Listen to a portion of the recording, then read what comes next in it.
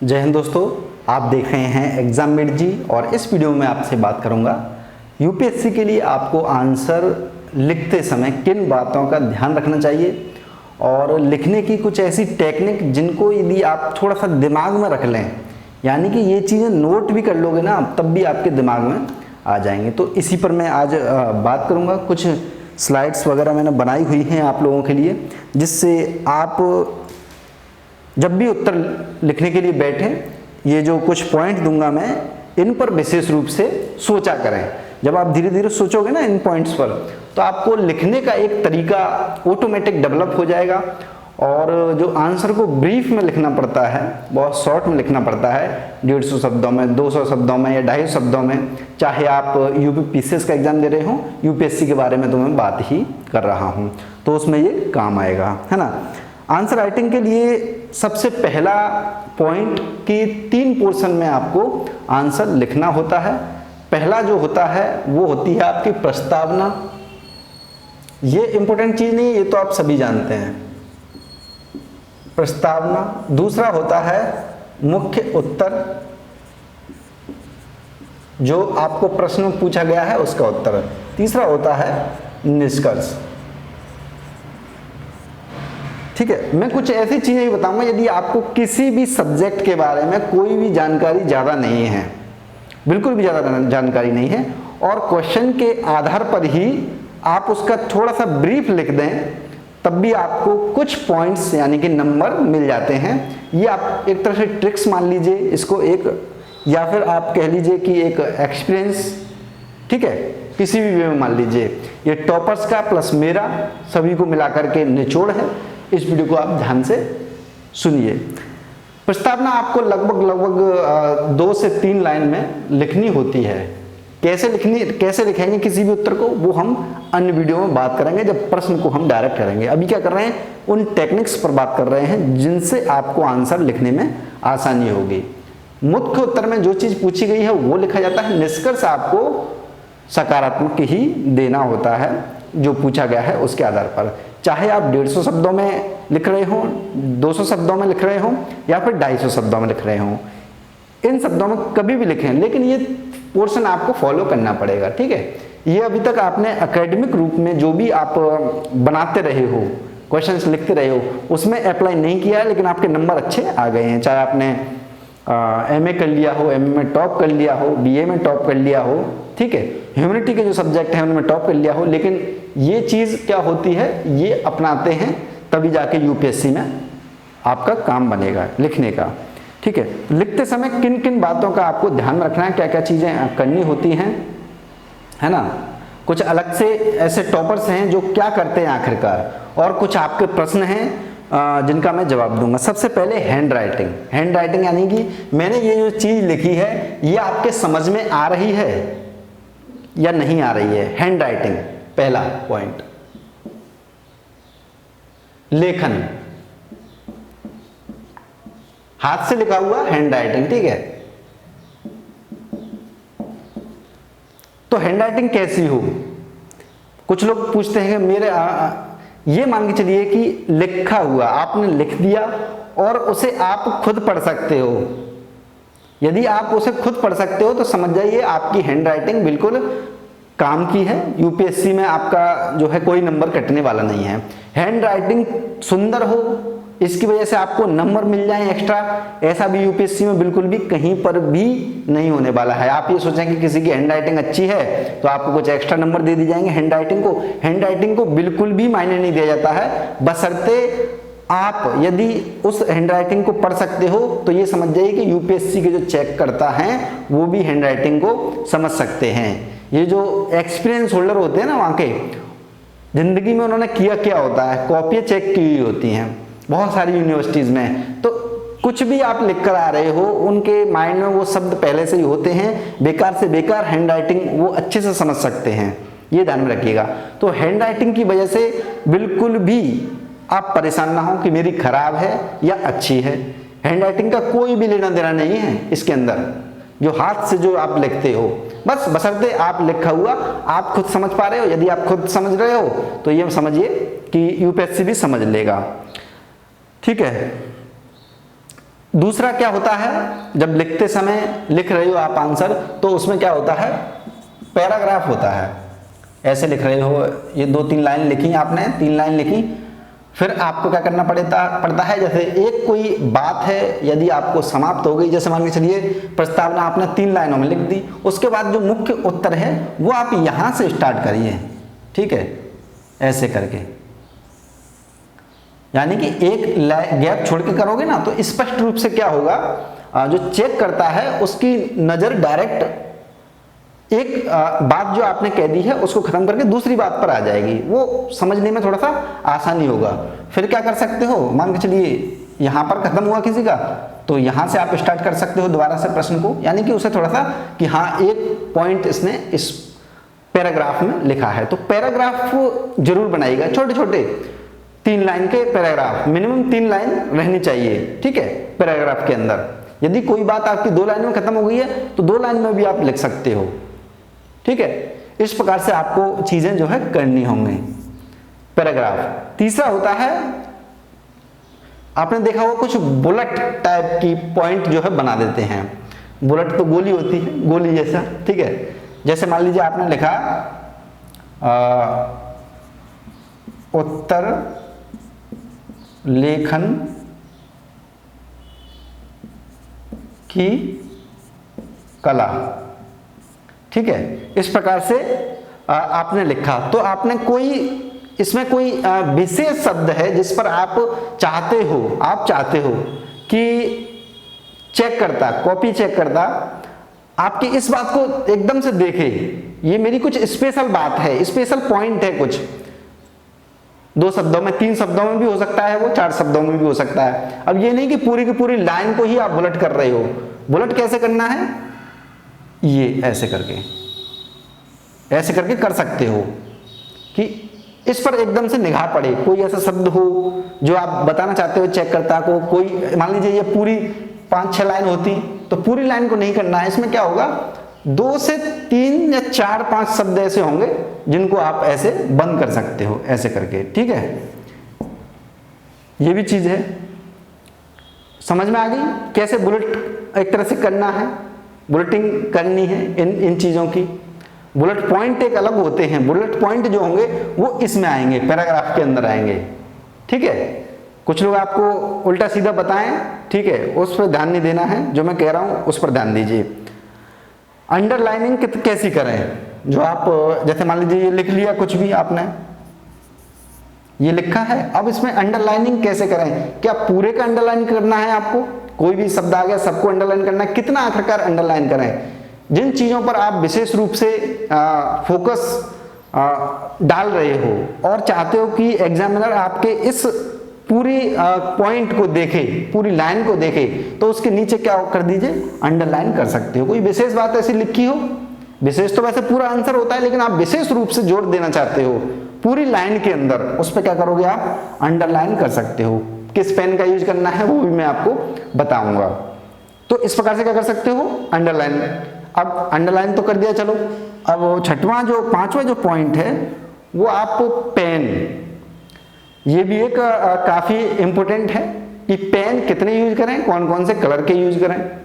तो दोस्तों जो पेन आपको यूज करने हैं, वैसे तो आपको 2 करने होते हैं, यानी कोई ऐसा स्पेसिफिक नहीं है कि आपको कितने करने हैं, लेकिन एक अपनी समझ और टॉपर्स की समझ को आधार बना करके और एक चेक करता, अगर मैं होता इसमें तो कौन से कलर होने चाहिए थे, ठीक है। तो विशेष रूप से मैं बता रहा हूं, ये आपको नंबर बढ़ाने में बहुत सारे इंक्रीज होगा। एक तरह से इसे टेक्निक मान लीजिए, कुछ भी मान लीजिए, मेरे कुछ एक्सपीरियंस हैं पर्सनल, ठीक है, उसके आधार पर मैं बता रहा हूं। पेन आपको 3 यूज करने हैं, ठीक है। एक ब्लैक, ब्लू तो करते ही हैं, ब्लू आपको ये मान के चलिए सब कुछ ब्लू में करना है। ब्लैक का करना है, थोड़ा सीमित करना है, और उसके बाद जो आता है वो आता है ग्रीन पेन का यूज करिए। इसके अलावा आप कोई भी पेन यूज मत करिएगा। 3 कलर ये जो ऐसे हैं जिसे चेक करता जो होता है ना, वो इंप्रेस होगा, ऑटोमेटिक इंप्रेस होगा। उसकी मानसिकता मुझे पता है, मुझे पर्सनली पता है क्या होगी उसकी। जब ग्रीन कलर देखेगा उसके दिमाग पर क्या इफेक्ट पड़ेगा, यदि आप ग्रीन कलर से बुलेट पॉइंट करते हो, ठीक है, बुलेट पॉइंट और अंडरलाइन करिए ग्रीन पेन से, ठीक है। और यदि कोई पॉइंट आपको यहां पर से स्टार्ट करना है, जैसे मान के चलिए करना है आपको प्रस्तावना, ऐसे करके यहां से फिर लिखना आप स्टार्ट करोगे, तो प्रस्तावना को आप लिखिए ब्लैक पेन में, ठीक है। जो आपको पूरा टोटल लिखना है वो आपको ब्लू में ही लिखना है, उसमें हेर फेर मत करिएगा, ठीक है। कुछ लोग क्या करते हैं, बुलेट पॉइंट ना बना करके उसको क्या करते हैं, ग्रीन ब्लैक पेन से, या मान लीजिए मैं बता रहा हूं हरा, उससे लिखेंगे। यानी कि लिखना सारा कुछ आपको किसमें है, जो मेन चीज है वो लिखनी है आपको ब्लू में। यदि कोई शुरुआती जो पॉइंट होता है उसको आप ब्लैक में करिए, और जो बुलेट जो बना रहे हो आप इस प्रकार से लाइनिंग कर रहे हो, वो आपको करना है ग्रीन पेन से। बहुत इंप्रेशन पड़ेगा, इंप्रेशन यानी कि आंखें चुभेंगी नहीं, ठीक है। एकदम से जब व्यक्ति कोई पढ़ रहा है, ब्लू में पढ़ रहा है, एकदम से क्या हो जाता है, ब्लैक एकदम आ गया, तो ब्लैक ना पढ़ करके वो नेक्स्ट लाइन पढ़ने लग जाता है, ब्लैक हट जाता है वहां से, इससे उसे कंफ्यूजन पैदा हो जाती है चेकिंग करने वाले को, ठीक है। ये आपको विशेष रूप से ध्यान रखना है। ग्रीन जो होता है, ग्रीनरी होती है, सब लोग कहाँ जाना पसंद करते हैं, हरी भरी जगह किसको पसंद नहीं है, तो ग्रीन कलर क्या करना है आपको, बुलेट पॉइंट इन सब में यूज करना है, ठीक है। नेक्स्ट जो आता है वो आता है डायग्राम। डायग्राम्स वगैरह कैसे बनाने हैं आपको, डायग्राम कई प्रकार के होते हैं, ठीक है। डायग्राम में आप मान के चलिए छोटी सी चीजें हैं, इसके लिए कोई एक्सपर्ट नहीं बनना है कि एकदम उत्तर लेखन में पूरी साल ही लगा दिया आपने कैसे लिखना है। डायग्राम देखिए, डायग्राम ऐसे करके कोई पॉइंट आया, यहाँ पर 5 पॉइंट आपको लिखने हैं, इस प्रकार से आप लिख सकते हो। बीच में कुछ जो भी आपको बताना है वो बता दिया, यहाँ पर उसके 5 पॉइंट बता दिए, ठीक है। बुलेट पॉइंट और कैसे लिख सकते हो, इस प्रकार से लाइनिंग कर दी, ठीक है, ऐसे कर दी, कोई मेन है और यहाँ पर आप लिख सकते हो कोई भी एक पॉइंट, यहाँ पर लिख दिया, एक पॉइंट यहाँ पर लिख दिया, ठीक है। इस प्रकार से बना सकते हो। इस प्रकार से आप क्या कर सकते हो, पूरे टोटल के अंदर बना सकते हो, कुछ भी 4 ऐसे कर सकते हो, एक पॉइंट यहाँ पर लिख दिया, एक यहाँ पर लिख दिया, एक यहाँ पर लिख दिया, ठीक है। एक मान लीजिए एक ही कोई पॉइंट है, जैसे आप गोले में दर्शाना चाहते हो, गोले के अंदर कर सकते हो, ठीक है। और मैप्स का यूज कर सकते हो, इसके अंदर इंडियन मैप का यूज कर सकते हो, वर्ल्ड मैप का यूज कर सकते हो। इन मैप्स को आपको यूज करना है, ठीक है। वो कैसे करेंगे उस पर भी मैं धीरे धीरे वीडियो बनाऊंगा डायरेक्टली, लेकिन ये चीजें आपको ध्यान में रखनी है जो पॉइंट बता रहा हूँ डायग्राम वाली। डायग्राम में क्या हो सकता है, स्टैटिक्स के पोर्शन आप कर सकते हो, ठीक है। इस प्रकार के होते हैं स्टैटिक्स के पोर्शन, इस प्रकार से, इस प्रकार के स्टैटिक्स के पोर्शन बना सकते हो। ये काफी इंपोर्टेंट होते हैं। मान लीजिए इकोनॉमी संबंधित कोई प्रश्न आया, आपको ग्रोथ दिखानी है या फिर नीचे गिरानी है, तो इस प्रकार के डायग्राम्स का इस्तेमाल कर सकते हो। और क्या कीजिएगा, डायग्राम्स के बारे में थोड़ा सा सोचना स्टार्ट करिए कैसे बेहतर हो सकता है। डायग्राम्स को किस कलर के पेन से बनाना है, तो ये आप बनाइएगा, लाइनिंग जितनी भी रहे, लाइनिंग जितनी भी रहे वो ग्रीन पेन की रहे, बाकी का ब्लू पेन यूज करिएगा, ग्रीन और ब्लू पेन, ठीक है। उसमें ब्लैक पेन का यूज मत करिएगा, ठीक है। लाइनिंग जितनी भी है, मैंने बताया ना लाइनिंग, ये भी एक तरह से लिखा हुआ है कुछ, उसके पीछे लाइनिंग कर दी, वो क्या है, लाइन है। जो बुलेट कर रहे हो ये भी लाइन है, ये किससे करनी है, ग्रीन से। इंप्रेशन पढ़ने वाले नंबर बढ़ जाएंगे इससे। कैसे नंबर बढ़ेंगे, फोकस दिलवाना चाहते हो ना आप उस चीज का, एग्जामिनर को अच्छा लगेगा, आंखों में नहीं चुभेंगे वो चीजें। एग्जामिनेशन के माइंड पर बहुत डिपेंड करती हैं चीजें। हालांकि जो लिखा है वो तो मायने रखता ही है, लेकिन किस प्रकार से लिखा है। जैसे आप किसी बुफे में जाते हो खाना खाने के लिए, तो हर जगह सिस्टमेटिक ढंग से लगी हुई होती है, लेकिन यदि आप एक ही जगह पर रसगुल्ला भी डाल दिया, सारी चीजें मिक्स कर दी, उसमें बर्फी जो भी है आपने डाल दिया, आइसक्रीम सब एक ही जगह, पानी टिकिया वकिया सब एक ही जगह डाल करके फिर आपको देंगे, कैसा लगेगा, बकवास लगेगा, उसका कोई मतलब ही नहीं निकलेगा, ठीक है। तो आपको क्या करना है, सिस्टमेटिक ढंग से ये चीजों का यूज करना है, तभी आपके नंबर जो है बढ़ेंगे। लैंग्वेज कैसी लिखनी है आपको, नेक्स्ट पॉइंट है लैंग्वेज, 7वां पॉइंट, ठीक है। 6वां पॉइंट मैंने बता दिया डायग्राम का, ठीक है। पेन और कलर भी बता दिया आपके किस प्रकार के यूज करने हैं। लैंग्वेज, लैंग्वेज कैसी होनी चाहिए आखिरकार? लैंग्वेज होनी चाहिए जिससे एक बच्चा भी समझ जाए। लैंग्वेज कैसी होनी चाहिए? जिससे एक बच्चा भी समझ जाए। आपको एक्सपर्ट को नहीं बताना है कि मैं यूपीएससी का एग्जामिनेशन देना जा रहा हूं तो एकदम हाई फाई लोग एक तरह से लिखना है मुझे, ये चीज भूल जाइए बिल्कुल दोस्तों। जब आपको एनसीईआरटी से प्रश्न मिल रहे हैं तो सोचिए चेकिंग करने वालों का माइंड क्या होगा, कैसी उनको इंस्ट्रक्शन होंगे, कैसे इंस्ट्रक्शन होंगे उनको, कैसी कॉपी चेक करनी है आपको। बिल्कुल सामान्य बन जाइए, विशेषज्ञ बनने का प्रयास मत करिए, क्योंकि जनरल स्टडीज का एग्जामिनेशन है यूपीएससी, ये मान के चलिएगा। तो आप क्या कर सकते हो, एनसीईआरटी पढ़िए, बार बार एनसीईआरटी पढ़िए। हम कुछ वीडियोस बनवा रहे हैं, उनको देखिए एनसीईआरटीज के, उनको देखना होगा आपको कैसी लैंग्वेज है आखिरकार एनसीईआरटी की, उसी लैंग्वेज को यूज करना है। न ज्यादा एक तरह से घरेलू लैंग्वेज को यूज करना है, घरेलू जो भाषा होती है, ठीक है, उसको यूज करना है। आपको एक ऑफिशियल लैंग्वेज में ऑफिशियल लैंग्वेज का यूज करना है, भाषा का यूज करना है, ठीक है। बोलचाल में जो कुछ भाषा होती है वो थोड़ा सा यूज नहीं करना है, लेकिन हाँ बहुत सिंपल वे में एक बच्चे को जैसे आप समझाते हो उस भाषा का यूज करोगे तो ज्यादा आपको बेनिफिट होगा। ये सारी चीज हैं जिन्हें आप आंसर को प्रेजेंट करने में काफी मायने रखेगा, ठीक है। डायग्राम, बहुत चीजें आपको डायग्राम बताए थे मैंने, बहुत सारी चीजें जो है हेल्प करता है आपको, समय आपका बचाएगा। इतने कम समय में इतने प्रश्न लिखने होते हैं, समय बचा देता है। डिफिकल्ट जो कुछ कॉन्सेप्ट होते हैं उनको समझाने में आप कामयाब हो जाओगे। यहाँ पर लिखने के बजाय यदि डायग्राम बना दोगे ना तो जो एग्जामिनर तुरंत समझ जाएगा हाँ इसने ग्रोथ जो है 5 साल के अंदर बढ़ती हुई दिखाई है, खत्म, निकल जाएगा वो, ठीक है। देखिए जब आंसर जो होता है, जो चेक करता जो होते हैं उनको क्या होता है, एक आंसर को बुकलेट मिलती है जिसमें आंसर के कुछ पॉइंट लिखे होते हैं, ठीक है। जैसे ये प्रश्न है आपका, ये तो प्रश्न हो गया, अब इसका आंसर जो है उन्हें दिया जाता है पॉइंट के रूप में। इसमें ये चीज आनी चाहिए, ये लाइन होनी चाहिए, ये लाइन होनी चाहिए, ये लाइन होनी चाहिए, ये लाइन होनी चाहिए, ये पॉइंट होने चाहिए। मान लीजिए 10 पॉइंट मिल गई, 250 शब्दों का प्रश्न लिखने जा रहे हैं, उसमें उन्हें चेक करने के लिए जो आंसर मिलता है उसमें 10 पॉइंट मिल गए। अगर आपने 10 पॉइंट में से 5 पॉइंट 6 पॉइंट जितने भी दे दिए उसके अनुसार आपको नंबर मिलते हैं, ठीक है। तो आपको समझाना कैसे है, डायग्राम से समझा दीजिए, चाहे आप बुलेट पॉइंट करके समझा दीजिए, ठीक है। इस प्रकार से क्या कर सकते हो आप थोड़ा सा, लेकिन लिखना मेन है।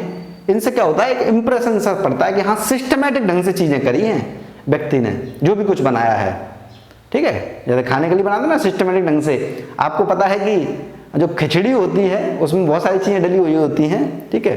कभी कभी स्वादिष्ट होती है, लेकिन वो काम नहीं करना है आपको। आपको रोटी सब्जी जो भी अलग अलग चीजें बनाते हैं, पानी आप अलग अलग पीते हो ना, एकदम घोल के तो नहीं पी लेते हो, तो बस वही सिस्टमैटिक ढंग से करने के लिए ये सारी चीजें हैं। नंबर तो उन्हीं पे मिलेंगे, जो पॉइंट आप जितने पॉइंट लिखोगे उतने नंबर मिलेंगे, ठीक है। तो इन चीजों के लिए बारे में आप पूछते हो, इस वजह से मैंने ये वीडियो बनाया है। तो आप बिल्कुल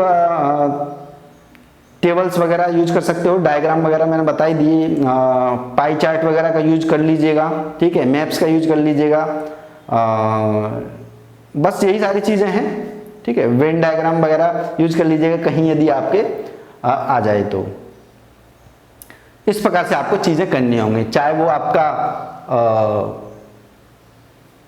जीएस का पेपर हो, जनरल स्टडीज का, चाहे हो आपका ऑप्शनल का पेपर, चाहे आप हिंदी का लिख रहे हो, हिंदी में तो सिंपल सिंपल सी चीज़ आती हैं, इंग्लिश में भी आती हैं, तो उनको तो हम बात ही नहीं करते।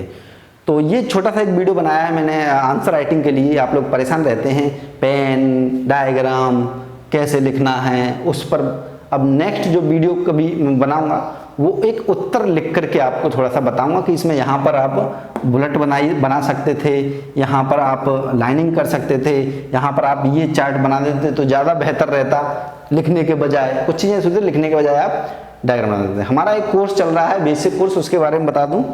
बेसिक कोर्स 2000 रुपये में है, ठीक है।